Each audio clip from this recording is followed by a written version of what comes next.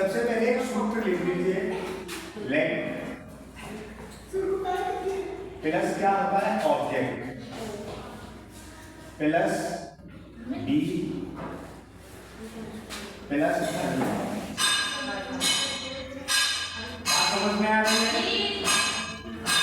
By you, इसमें by you आप लगाएं चाहे ना लगाएं कोई फर्क नहीं पड़ता।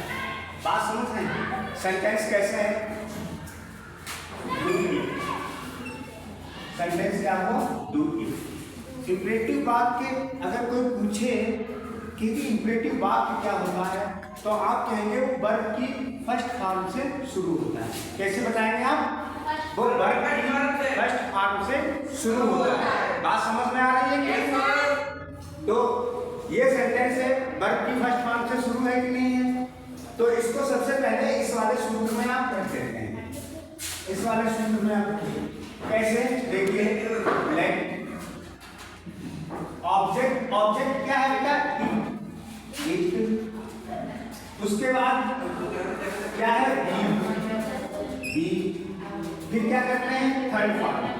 डू की थर्ड फॉर्म क्या होती है? डन। ये सेंटेंस आपका कंप्लीट है।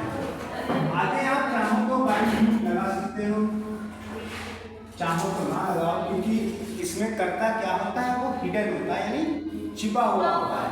बात समझ रहे हैं कि नहीं? सब्जेक्ट छिपा हुआ होता है, इसलिए जो है बाद में सब्जेक्ट को लगा देंगे।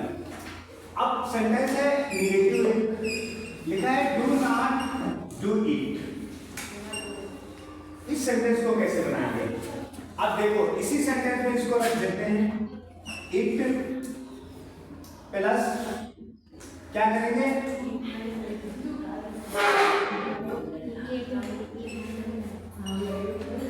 इट। बात समझ रहे हैं कि नहीं? ये लिखा है it, let it be, not be done by you.